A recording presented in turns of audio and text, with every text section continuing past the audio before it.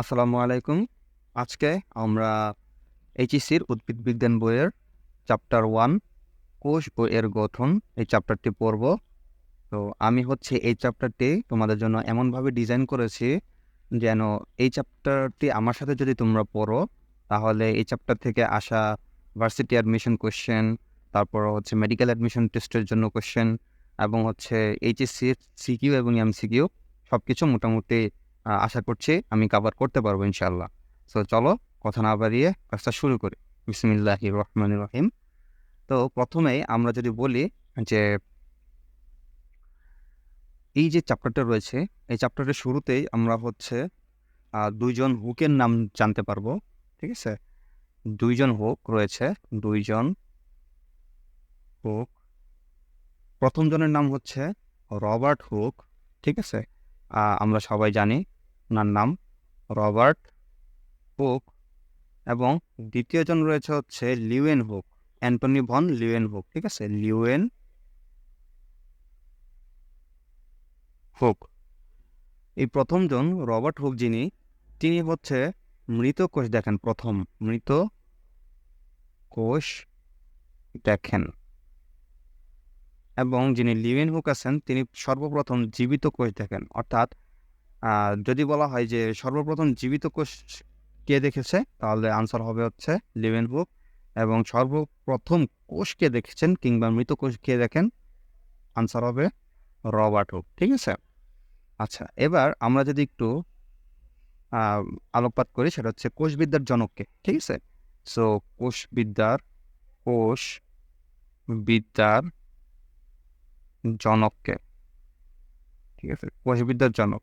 So যদি বলে কোষবিদ্যার জনককে তাহলে আনসার হবে হচ্ছে রবার্ট হুক, কারণ রবার্ট হুক এই সর্বপ্রথম এই কোষটা দেখেছিলেন। ঠিক আছে, যদিও সেটা মৃত কোষ ছিল, রবার্ট হুক।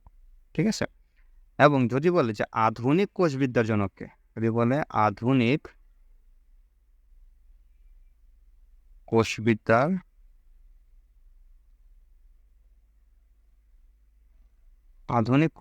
জনক, ভাই আমার হাতের লেখা একটু খারাপ, তার জন্য আমি আন্তরিকভাবে দুঃখিত, একটু কষ্ট করে বুঝে নিও। আধুনিক কোষবিদ্যার জনক হচ্ছে কার্ল পি সোয়ানসন। ওকে, তাহলে আমরা দেখলাম যে কোষবিদ্যার জনক হচ্ছে রবার্ট হুক এবং আধুনিক কোষবিদ্যার জনক হচ্ছে কার্ল পি সোয়ানসন। এবার আমরা কিছু ইনফো পড়ব। আমি যদি একটু অন্য কারিতে লিখি,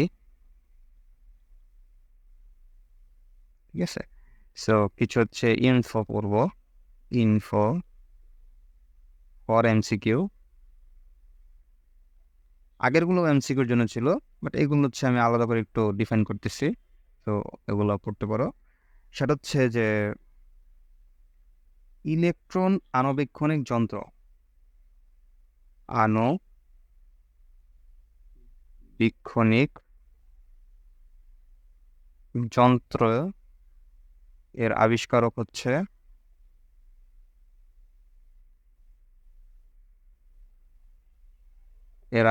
হচ্ছে দুইজন। একজন হচ্ছে ম্যাক্স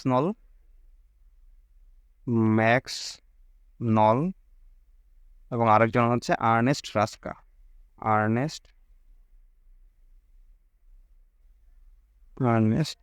রাস্কা। ঠিক আছে, এরপর আমি যদি বলি যে মানব দেহের জন্য কিছু এমসিকিউ, সেটা হচ্ছে মানব দেহের এক নাম্বারটা, সেটা হচ্ছে সবচেয়ে বড় কোষ। ঠিক আছে, মানব দেহের সবচেয়ে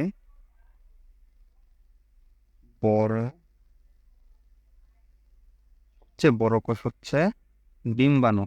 ঠিক আছে, ডিম্বাণু।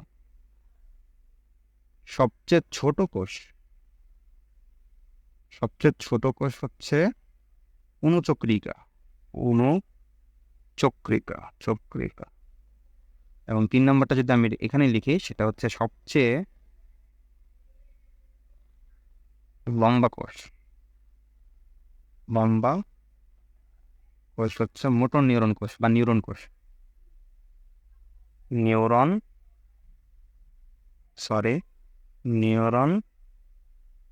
কোষ বা মোটর নিউরন কোষ। ঠিক আছে, 1.37 মিটার লম্বা প্রায়। কেমন? তো এই ইনফোগুলো এখানে এই পৃষ্ঠায় যা যা কিছু আমরা লিখেছি মোটামুটি সব কিছু হচ্ছে এমসিকিউর জন্য। অ্যান্ড এই যে তোমার ইনফো ফর এমসিকিউ এগুলো অ্যাকচুয়ালি ভার্সিটির জন্য বা মেডিকেল অ্যাডমিশন টেস্টের জন্য মানে বেশি ইম্পর্ট্যান্ট। এইচএসসিতেও আসতে পারে, কারণ এখন বর্তমানে দিন দিন এইচএসসির পরীক্ষাগুলো মানে আগে থেকে একটু বেটার কোশ্চেন করতেছে, এবং হচ্ছে যে যার ফলশ্রুতিতে একটু আগে থেকে কঠিন কোশ্চেন হচ্ছে। সো মেডিকেল অ্যাডমিশন টেস্টে আগে যেগুলো আসতো কিংবা ভার্সিটিতে আগে যে সকল এমসিকিউ কোশ্চেন আসতো সেগুলো দেখা যাচ্ছে এখন এইচএসসিতেও মানে চলে আসতেছে। তারপরে হচ্ছে আবার আগে যে মেডিকেল অ্যাডমিশন টেস্ট এবং হচ্ছে ভার্সিটি অ্যাডমিশন টেস্ট ছিল সেগুলোতে যে ধরনের কোশ্চেন আসতো এখন তার থেকে আরেকটু অ্যাডভান্স টাইপের কোশ্চেন আসতেছে। সো এগুলো আস্তে আস্তে আরও অ্যাডভান্স হবে। সো আমাদের হচ্ছে এগুলো সব কিছু জানা থাকা উচিত, ঠিক আছে? ওকে, তো আমরা যদি পরবর্তী পৃষ্ঠায় যাই, আমরা হচ্ছে কোষের সংজ্ঞা সম্পর্কে জানবো, ঠিক আছে? সো কোষের সংজ্ঞা আমাদের বইয়ে মোটামুটি 4 জনের কোষের সংজ্ঞা দেওয়া আছে, বাট আমরা হচ্ছে মাত্র 2 জনের কোষের সংজ্ঞা পড়বো, কারণ এই 2 জনের কোষের সংজ্ঞা থেকে তোমার হচ্ছে যে ডিউতে কিংবা হচ্ছে মেডিকেল অ্যাডমিশন টেস্টে বা ভার্সিটি অ্যাডমিশন টেস্টে হচ্ছে কোশ্চেন হয়ে থাকে। 2-1টা কোশ্চেন হয়েছে আমার দেখা মতে, ঠিক আছে? তো আমি যদি এখানে একটু লিখেছি ডিউ বা এমএটি বা হচ্ছে যে তোমার ভিএটি, ঠিক আছে? তো এগুলোতে কোশ্চেন মানে মাঝে মাঝে আমি দেখছি যে 2-1টা চলে আসছে, তাই আমি এই জিনিসটা এখানে রেখেছি। তো আমরা দুজনের কোষের সংজ্ঞা পড়বো, 2 জন বিজ্ঞানী। সেটা হচ্ছে প্রথমজন হচ্ছে জিন ব্র্যাকেট, BRACKET, জিন ব্র্যাকেট, এবং দ্বিতীয়জন হচ্ছে ডি রবার্টিস, ঠিক আছে? ডি রবার TIES, ঠিক আছে? ওকে, আমি তো ডি রবার TIES, ওকে, ডি রবার্টিস এবং হচ্ছে জিন ব্র্যাকেট। আমি যদি একটু অন্য কালি নিয়ে লিখি, তো জিন ব্র্যাকেট বলছে কোষ হলো জীবের গঠনগত মৌলিক একক, ঠিক আছে? তাহলে কোষ হলো জীবের গঠনগত মৌলিক একক। এই কথা কে বলছে ভাই? এই কথা বলছে জিন ব্র্যাকেট, ঠিক আছে? এবার ডি রবার্টস কি বলছে? অনেকটা সিমিলার টাইপের কোশ্চেন কথা বলছে সে। এটা হচ্ছে যে ডি রবার্টস বলছে কোষ হলো জীবের মৌলিক গঠনগত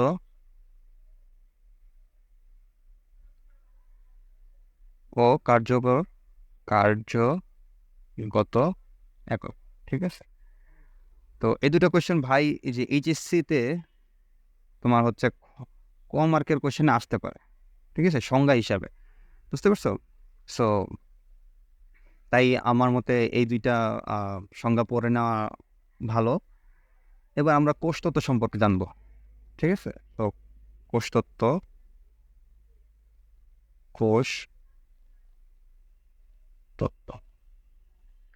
তো ভাই কোষতত্ত্ব এটা হচ্ছে ইম্পর্ট্যান্ট, কারণ এখান থেকে হচ্ছে ডিউতে কোশ্চেন একবার আসছে, তারপর হচ্ছে তোমার এইচএসসিতে খ মার্কের জন্য কোশ্চেন আসে যে কোষতত্ত্বগুলা লিখো, ঠিক আছে? সরি। তো কোষতত্ত্ব কারা প্রদান করে, এটা যদি আমরা লিখি যে কোষতত্ত্ব প্রদান করে হচ্ছে 3 জন বিজ্ঞানী। সেটা হচ্ছে স্লেইডেন,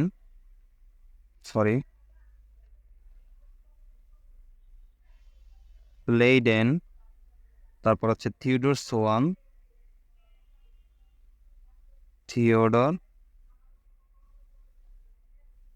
সোয়ান এবং ভার্চো। তো প্রথম 2 জন একসাথে তোমার হচ্ছে কোষতত্ত্ব নিয়ে কাজ করে, এবং ভার্চো হচ্ছে পরবর্তীতে কোষতত্ত্ব নিয়ে কাজ করে, ঠিক আছে? তো আমি যদি একটু অন্য কালিতে লিখি যে কোষতত্ত্বগুলো অ্যাকচুয়ালি কি, তো প্রথমে হচ্ছে কোষ জীবনের মৌলিক একক। তারা বলছে যে কোষ জীবনের মৌলিক একক। কোষতত্ত্ব থেকে আমরা পাই প্রথম যে পয়েন্ট, সেটা হচ্ছে কোষ জীবনের মৌলিক একক। ঠিক আছে। 2 নম্বর হচ্ছে বলছে যে কোষ বংশগতির একক, বংশগতির বংশগতির একক। ঠিক আছে। 3 নম্বরে বলা হয়েছে জীবসত্তার গাঠনিক জীবসত্তার জীবসত্তার গাঠনিক ও শারীরবৃত্তীয়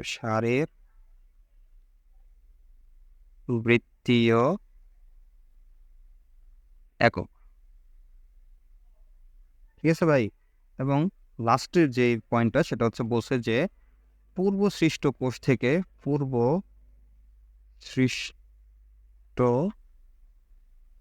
থেকে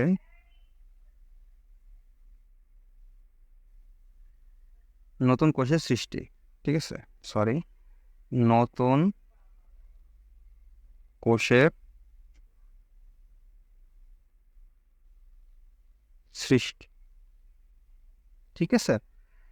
তো কোষতত্ত্ব এটা হচ্ছে ডিউতে একবার আসছিল এবং এইচএসসিতে হচ্ছে খ মার্কের কোশ্চেনে আসতে পারে, বা মনে হয় যে 2-1 বার আসছে, আমি যতদূর জানি। তো কোষতত্ত্ব অ্যাকচুয়ালি প্রদান করে 3 জন বিজ্ঞানী, এর মধ্যে হচ্ছে স্লেইডেন, থিওডোর সোয়ান। ইনারা 2 জন একসাথে এই কোষতত্ত্ব নিয়ে কাজ করেছিল এবং ভার্চো পরবর্তীতে এই কোষতত্ত্ব নিয়ে কাজ করে। এবং এই কোষতত্ত্বের 4টি পয়েন্ট রয়েছে। প্রথম পয়েন্ট যেটা সেটা হচ্ছে কোষ জীবনের মৌলিক একক। দ্বিতীয় পয়েন্ট যেটা সেটা হচ্ছে কোষ বংশগতির একক। ওকে। এবং তৃতীয় পয়েন্টে বলা হয়েছে জীবসত্তার যে গাঠনিক ও শারীরবৃত্তীয় একক, অর্থাৎ জীবের যে শরীর যে গঠন হয় এটা হচ্ছে কোষ দ্বারা গঠন হয়। 4 নম্বরে বলা হয়েছে পূর্ব সৃষ্ট কোষ থেকে নতুন কোষের সৃষ্টি, অর্থাৎ একটা কোষ সৃষ্টি হইতে হলে পূর্ব সৃষ্ট যে কোষ হয়েছে সেখান থেকে সৃষ্টি হইতে পারবে, এছাড়া সৃষ্টি হতে পারবে না, মানে নতুনভাবে ধূপ করে সৃষ্টি হতে পারবে না। ঠিক আছে ভাই। তো এ হচ্ছে বিষয়। তো পরবর্তীতে যদি আমরা যাই, তো আমরা হচ্ছে একটু কোষ নিয়ে জানবো। ঠিক আছে, কোষের প্রকারভেদ নিয়ে জানবো আর কি। চলে, তো কোষের প্রকারভেদ, কোষের প্রকারভেদ। ঠিক আছে। সো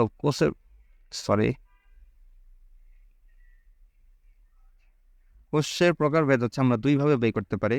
একটা হচ্ছে কাজের ভিত্তিতে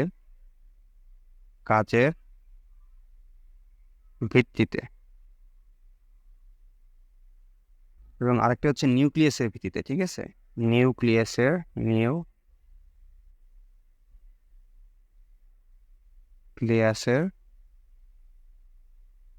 ভিত্তিতে। ঠিক আছে। তো কাজের ভিত্তিতে অ্যাকচুয়ালি 2 ভাবে ভাগ করা যায়। একটা হচ্ছে দেহকোষ, আর একটা হচ্ছে জনন কোষ। বা আমরা এটা গ্যামিটও বলতে পারি। ঠিক আছে। এবং নিউক্লিয়াসের উপর ভিত্তি করে এটা 2 ভাগে ভাগ করা যায়। একটা হচ্ছে আদিকেন্দ্রিক বা আদিকোষ, আর একটা হচ্ছে সুকেন্দ্রিক বা প্রকৃত কোষ।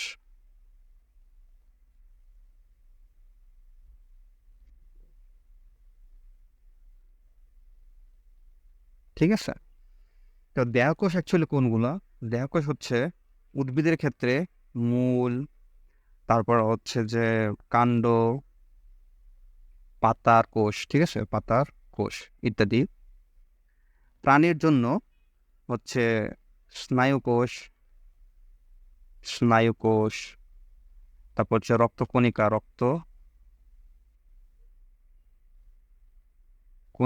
ঠিক আছে, ইত্যাদি হচ্ছে দেহকোষ। এবং জনন কোষ হচ্ছে কোনগুলো? জনন কোষ হচ্ছে শুক্রাণু ও ডিম্বাণু হচ্ছে জনন কোষ। ঠিক আছে। আচ্ছা, এখন এই যে আদি কোষ আর হচ্ছে প্রকৃত কোষ, এই আদি কোষটা থাকে হচ্ছে নর্মালি নিম্ন শ্রেণীর জীবের, নিম্ন শ্রেণীর জীবে বিদ্যমান, ঠিক আছে। আর এইটা থাকে হচ্ছে উচ্চ শ্রেণীর জীবে, উচ্চ শ্রেণীর জীবে। এখন ভাই যেমন আদিকোষ থাকে হচ্ছে ব্যাকটেরিয়া, যদি এখানে উদাহরণ দেয় ব্যাকটেরিয়া, ঠিক আছে। এবং প্রকৃত কোষ থাকে হচ্ছে মানব দেহ, ঠিক আছে, মানুষ। ওকে, এবার পরবর্তী স্লাইড যদি আমরা যাই তাহলে দেখতে পারবো যে আদিকোষ ও প্রকৃত কোষের মধ্যে পার্থক্য লেখা রয়েছে। ওকে, তো আসো এখান থেকে সব পার্থক্য পড়তে হবে না ভাই, আমি যেগুলো বলতেছি সেগুলো পড়ো। হ্যাঁ, তো এই যে প্রথমে নিউক্লিয়াসের কথা বলা হয়েছে বৈশিষ্ট্য হিসেবে।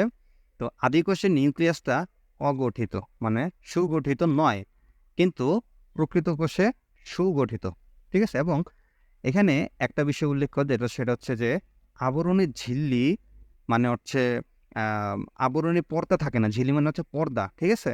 সো আবরণী পর্দা থাকে না, এর যে নিউক্লিয়াসের উপরে একটা স্বচ্ছ পর্দা থাকে, সেই পর্দাটা হচ্ছে আদিকোষে থাকে না। এবং নিউক্লিওপ্লাজম ও নিউক্লিওলাস থাকে না। ওকে, নিউক্লিওপ্লাজম এবং নিউক্লিওলাস কি, সেটা হচ্ছে আমরা যখন নিউক্লিয়াস সম্পর্কে আলোচনা করব এই চ্যাপ্টারের শেষের দিকে, তখন আমরা জানবো ইনশাআল্লাহ। তো এবার প্রকৃত কোষের ক্ষেত্রে দেখো আবরণী ঝিল্লি থাকে এবং ক্রোমোজোম, নিউক্লিওপ্লাজম, নিউক্লিওলাস এগুলো সব থাকে, ঠিক আছে। কিন্তু আদিকোষে নিউক্লিওলাস, নিউক্লিওপ্লাজম এবং হচ্ছে আবরণী ঝিল্লি থাকে না। এবার দেখো ডিএনএর ক্ষেত্রে ডিএনএ বৃত্তাকার হচ্ছে আদিকোষে এবং হিস্টোন প্রোটিন থাকে না। এই দুইটা পয়েন্ট ইম্পর্ট্যান্ট। তারপরে প্রকৃত কোষে ডিএনএ সূত্রাকার এবং হিস্টোন প্রোটিন থাকে। কেমন? আচ্ছা, এবার আবরণে বেষ্টিত অঙ্গাণু, এটা দরকার নাই, ঠিক আছে, এটা যদি আমরা কেটে দিই এটা দরকার নাই। রাইবোজোম, এই রাইবোজোমটা কি? তো রাইবোজোম অ্যাকচুয়ালি হচ্ছে প্রোটিন কারখানা, ঠিক আছে। সো আমি যদি একটু এখানে লিখি যে রাইবোজোম, রাইবোজোম সেটা হচ্ছে প্রোটিন কারখানা, প্রোটিন কারখানা অর্থাৎ এখানে প্রোটিন তৈরি হয়, ঠিক আছে, রাইবোজোম। সো আদিকোষে হচ্ছে 70S রাইবোজোম থাকে এবং প্রকৃত কোষে হচ্ছে 80S রাইবোজোম থাকে। সো এই 70S আর 80Sটা কি, এটা হচ্ছে আমরা যখন রাইবোজোম সম্পর্কে পড়বো তখন হচ্ছে আমরা এটা বলে দেবো যে 70S এবং 80S এর বিষয়টা অ্যাকচুয়ালি কি। এটা অ্যাকচুয়ালি ইউনিটকে বোঝায়, ঠিক আছে। সাইটোস্কেলেটনও দরকার নেই, ঠিক আছে, সাইটোস্কেলেটনও পড়ার দরকার নাই, এটা কাইটা দাও। আরএনএ পলিমারেজ, এটাও পড়ার দরকার নাই, এখান থেকে কোশ্চেন আসে না। ওপেরন কি? সো এই ওপেরন থেকে হচ্ছে আদিকোষে ওপেরন থাকে কিন্তু প্রকৃত কোষে কোনো অপেরন থাকে না। এবার আমি যদি হচ্ছে এখানে একটু লিখি যে ওপেরনটা কি, অপেরন, যদিও এটা আমরা হচ্ছে ডিএনএ যখন পড়বো তখন এই ওপেরন বিষয়টা হচ্ছে পড়বো। তারপর আমি কিছু লিখে দিই এখানে যে ওপেরনটা কি। সো ওপেরন হচ্ছে অ্যাকচুয়ালি ডিএনএ এর কার্যকরী একক, ঠিক আছে। ওপেরনটা কি? ডিএনএ এর একটি কার্যকরী একক যা জিন নিয়ন্ত্রণে কাজ করে, ঠিক আছে। আমাদের যে জিন রয়েছে, জিনোম বা জিন, সেই জিনগুলো হচ্ছে নিয়ন্ত্রণে কাজ করে, নিয়ন্ত্রণে কাজ করে, ঠিক আছে। সো অপেরন হচ্ছে জিন নিয়ন্ত্রণে কাজ করে। তো এই অপেরনের ক্ষেত্রে যেটা, সেটা হচ্ছে আদিকোষে থাকে, প্রকৃত কোষে কিন্তু থাকে না। এবং পরে যদি আমরা দেখি যে জিনের গঠন, ইন্ট্রন্স নেই এবং ইন্ট্রন্স আছে। এখন ভাই কথা হচ্ছে ইন্ট্রন্স কি, চলো এটাও আমরা একটু বুঝাই দিই। ইন্ট্রন্স কি? ইন্ট্রন্স, ঠিক আছে। এই ইন্ট্রন্সটা হচ্ছে আমরা পড়বো ডিএনএ যখন পড়ি তখন। তো ইন্ট্রন্স হচ্ছে তোমার আরএনএ এর ঠিক আছে, আরএনএ এর লম্বা শিকল, আরএনএ একটা শিকল থাকে। আরএনএ আমরা জানি যে আরএনএ হচ্ছে 1 সূত্র বিশিষ্ট, ঠিক আছে, এরকম লম্বা একটা শিকল থাকে। আর ডিএনএ হচ্ছে 2 সূত্র বিশিষ্ট। সো এরকম থাকে ডিএনএ, এটা হচ্ছে ডিএনএ। ভাই আমার আর্ট অনেক খারাপ। আর আমি যদি দাঁড়াও একটু আরএনএটা দেখি, আর আরএনএ থাকে হচ্ছে একটা এরকম, ঠিক আছে, এটা হচ্ছে আরএনএ। সেই আরএনএর যে লম্বা শিকল, ঠিক আছে, লম্বা যে শিকল, এই যে এটা, এই যে এটা আর কি, এই লম্বা শিকলে, আরএনএর লম্বা শিকলে যে সকল অংশে অংশে কোনো জেনেটিক কোড থাকে না, ঠিক আছে, জেনেটিক কোড থাকে না, ঠিক আছে, তাদেরকে ইন্ট্রন্স বলা হয়। অর্থাৎ আমরা যখন হচ্ছে আরএনএ পড়বো তখন আমরা দেখব যে এই আরএনএ কিছু জেনেটিক কোড দিয়ে হচ্ছে তোমার গঠিত হয়। ওকে, সো এই জিএনএ কিন্তু আরএনএ ধরো কিছু কিছু জায়গায় লাইক হচ্ছে ধরো এই জায়গাটায়, যে যেমন ধরো এই জায়গাটায় এতটুকু জায়গায় হচ্ছে কোনো কোড নাই, ঠিক আছে, তাহলে এটা হবে হচ্ছে ইনট্রন্স, ঠিক আছে। আর যেখানে হচ্ছে কোড থাকে, হ্যাঁ, ওটা ধরো এটাতে কোড আছে, এটারে বলা হয় হচ্ছে এক্সনস, ঠিক আছে, এক্সনস। ওকে, আচ্ছা। তো পরবর্তীতে যদি আমরা একটু দেখি, সেটা হচ্ছে যে কোষ বিভাজন। হ্যাঁ, আমরা জানি সবাই যে আদি কোষে হচ্ছে অ্যামাইটোসিস প্রক্রিয়ায় কোষ বিভাজন হয়, এবং প্রকৃত কোষে হচ্ছে মাইটোসিস এবং মিওসিস কোষ বিভাজন হয়, ঠিক আছে, মিওসিস এবং মাইটোসিস প্রক্রিয়ায় কোষ বিভাজন হয়। এবার শ্বসন, অবাধ শ্বসন ঘটে আদি কোষে, সবাধ শ্বসন ঘটে প্রকৃত কোষে। অর্থাৎ অবাধ শ্বসন হচ্ছে অক্সিজেন, এই অবাধ শ্বসন যেটা, ঠিক আছে, আমি যদি একটু নিচের দিকে লিখি, সেটা হচ্ছে যে অবাধ শ্বসন, এই অবাধ শ্বসনে O2 O2 এর প্রয়োজন হয়, অর্থাৎ অক্সিজেনের প্রয়োজন হয়, কিন্তু সবাধ শ্বসনে অক্সিজেনের প্রয়োজন হয় না। সো আদি কোষে যদি যে শ্বসনটা হয় সেই শ্বসনে অক্সিজেনের কোনো প্রয়োজন হয় না, অক্সিজেনের প্রয়োজন হয় না, ঠিক আছে, অক্সিজেনের প্রয়োজন হয় না হচ্ছে অবাধ শ্বসনে। আমি একটু ভুল বলেছিলাম প্রথমে ভাই, তার জন্য আন্তরিকভাবে দুঃখিত। সো অবাধ শ্বসনে হচ্ছে অক্সিজেনের প্রয়োজন হয় না, কিন্তু সবাধ শ্বসনে অক্সিজেনের প্রয়োজন হয়। অর্থাৎ আমাদের মাঝে যে শ্বসনটা ঘটে সেখানে হচ্ছে অক্সিজেনের প্রয়োজন হয়। অক্সিজেন ছাড়া আমাদের যে ভিতরে শ্বসন হয় সেই শ্বসনটা কখনোই কমপ্লিট হবে না। কিন্তু আদিকোষে বা ব্যাকটেরিয়াতে হচ্ছে অবাধ শোষণ হয়, এবং এই শোষণের জন্য কোনো অক্সিজেনের প্রয়োজন হয় না, ঠিক আছে ভাই। আচ্ছা, তো আমরা যদি হচ্ছে পরবর্তী পৃষ্ঠায় যাই। ওকে, এবার হচ্ছে একটা আদর্শ উদ্ভিদ কোষের বিভিন্ন বিষয়ে দেওয়া আছে। তো একটা আদর্শ উদ্ভিদ কোষে কি থাকে, জড়বস্তু থাকে এবং প্রোটোপ্লাজম থাকে। প্রোটোপ্লাজমটা হচ্ছে সজীব বস্তু, ঠিক আছে, কোষের ভিতরে যে সজীব বস্তু থাকে, ঠিক, এটা হচ্ছে প্রোটোপ্লাজম। অর্থাৎ এরা হচ্ছে জড়বস্তু না, ঠিক আছে।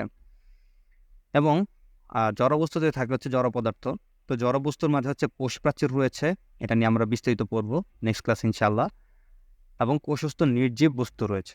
সেই কোষস্থ নির্জীব বস্তু থেকে এই সঞ্চিত পদার্থ এবং নিশ্চিত পদার্থ, এই দুইটা হচ্ছে মেডিকেল অ্যাডমিশন টেস্টের জন্য ইম্পর্টেন্ট, ঠিক আছে।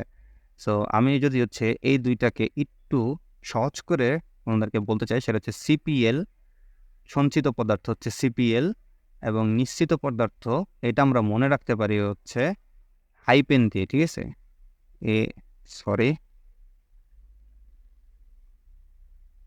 এটা আমরা মনে রাখতে পারি হচ্ছে হাই পেন দিয়ে, হাই পেন, ঠিক আছে। এখন ভাই এটা কিভাবে মনে রাখবো ভাই, সিপিএল আর হাই পেন দিয়ে? চলো আমরা হচ্ছে পড়ি। সো এখানে সিতে আমরা মনে রাখবো হচ্ছে কার্বোহাইড্রেটস,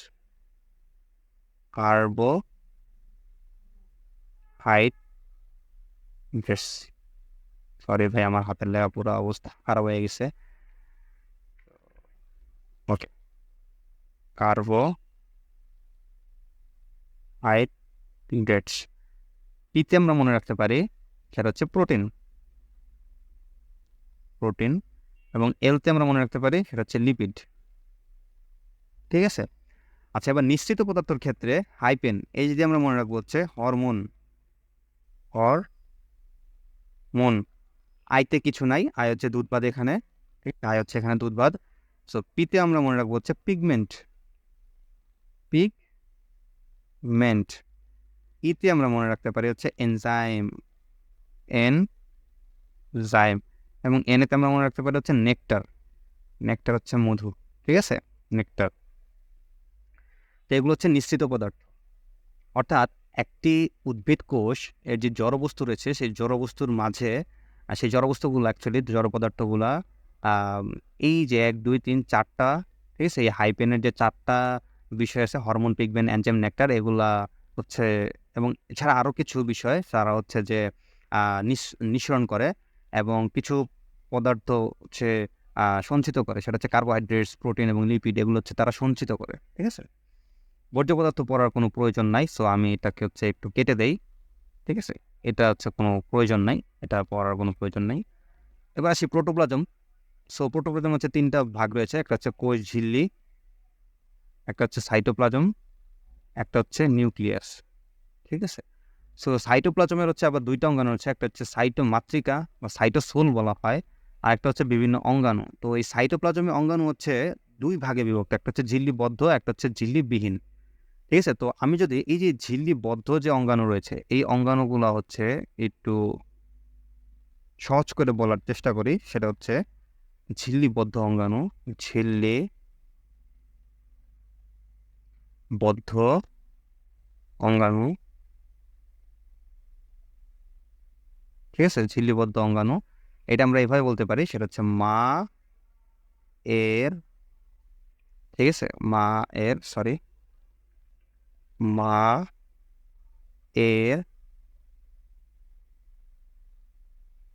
পাগলা,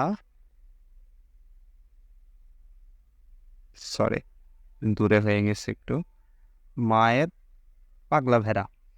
এখন ভাই মায়ের পাগলা ভেড়া এটাতে কীভাবে মনে রাখবো? তো আসো আমরা হচ্ছে লিখে ফেলি যে মায়ের পাগলা ভেড়াতে হচ্ছে আমরা কেমনে মনে রাখবো। মা দিয়ে আমরা মনে রাখতে পারি হচ্ছে মাইটোকন্ড্রিয়া, মাইটোকন্ড্রিয়া।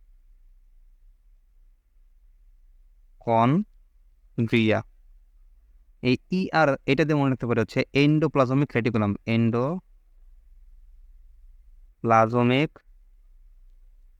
রেটিকুলাম, রেটিকুলাম, ঠিক আছে। এই পা দিয়ে মনে রাখতে পারি এটা হচ্ছে প্লাস্টিড, পার অক্সিজম, পার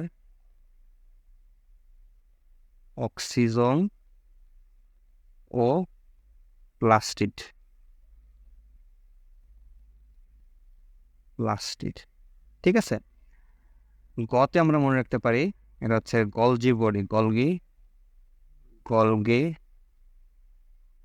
বডি। আচ্ছা,